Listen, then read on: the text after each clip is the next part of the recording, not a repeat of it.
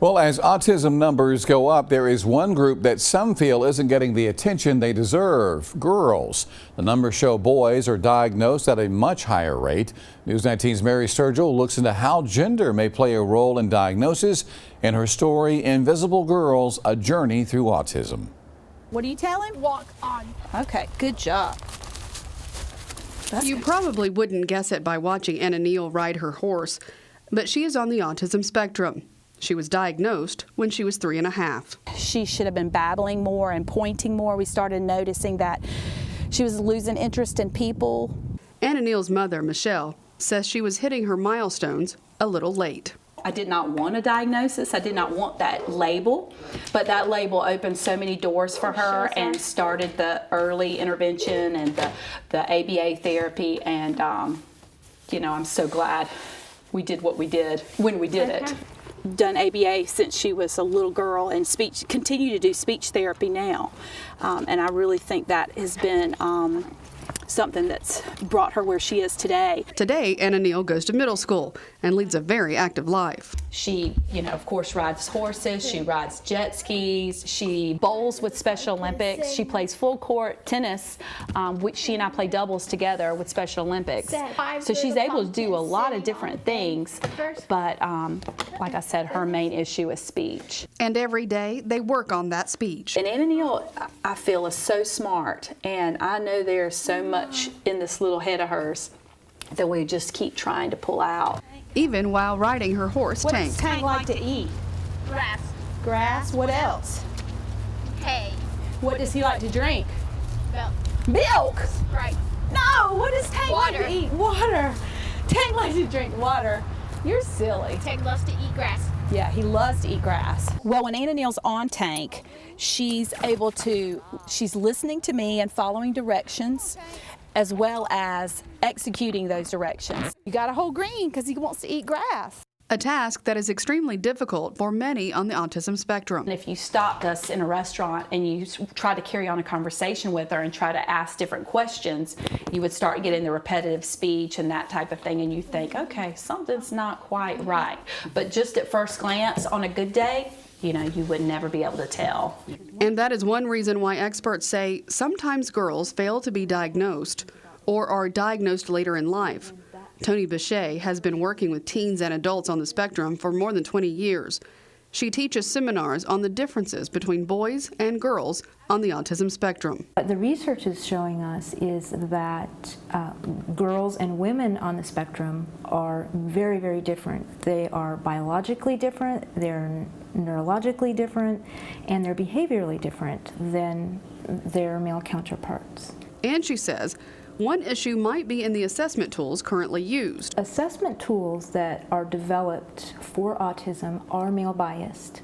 They utilized males to determine what the autistic characteristics are. One key to diagnosis might be IQ. Bechet says that girls with an IQ below 70 are often diagnosed early, while girls with IQs above 70 often are misdiagnosed or diagnosed later in life. We were catching those girls who have the low IQs, who are going to be profoundly affected with a lot of conditions and a lot of issues that make it challenging for them to function in life.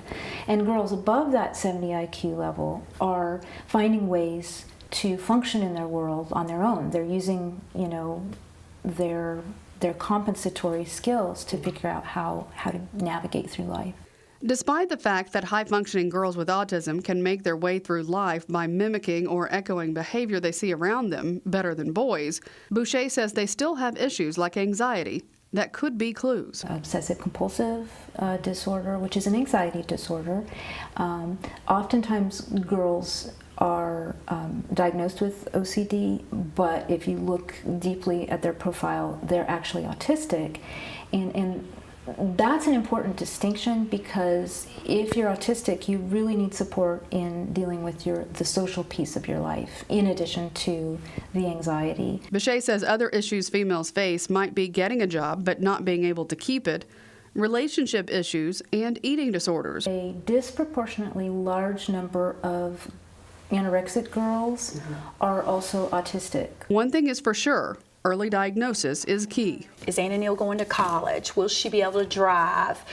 Will she be able to live on her own? And you know, I can't answer those questions at this point. Experts and families agree the pieces of the autism puzzle will only fall together with more research. You know, autism is still a mystery and probably will be for a long time. We didn't plan on this path, but I am blessed and honored that God chose us to be her parents. Good job. Mary Sit Sturgill, News high. 19, Sit tall. WLTX. Well, we have resources for you on our Facebook page, and for more links to resources, go to this story, WLTX.com.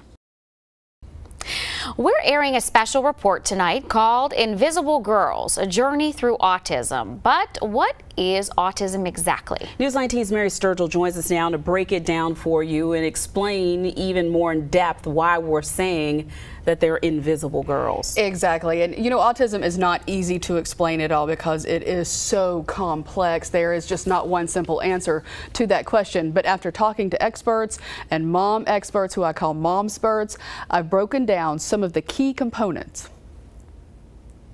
1 in 68 school-aged children are diagnosed with autism. But what does that mean? AutismSpeaks.org defines autism spectrum disorder as a group of complex disorders of brain development. But why say spectrum? These disorders are characterized in varying degrees by difficulties in social interaction, verbal and nonverbal communication, and repetitive behaviors. People on the spectrum might have intellectual disabilities, difficulties in motor coordination, and physical health issues. But all of these difficulties or disabilities vary from person to person, from mild to severe. And there's so many different elements there, you know, from the severe to the very high functioning kid with Asperger's, or, you know, that you can't tell anything's wrong on a good day. That's why moms we've spoken to say, when you've met one person with autism, you've met one person with autism.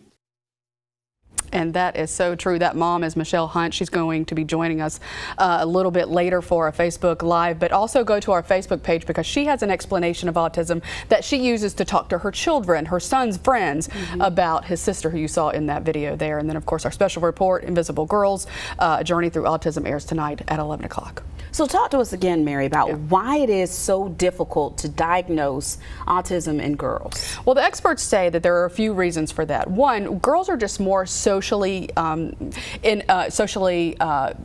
they adapt better socially. So we can hide things, we mimic people, we echo what we see and what we hear and how to act. And if a girl acts a little strange, then her friends will shut her down. And so that's just one reason. Right. But tonight we'll outline several reasons why girls are often either not diagnosed, misdiagnosed, or diagnosed late. Super interesting. Can't wait for the rest of your story tonight. All right. Thank you, Thank you, Mary. ladies.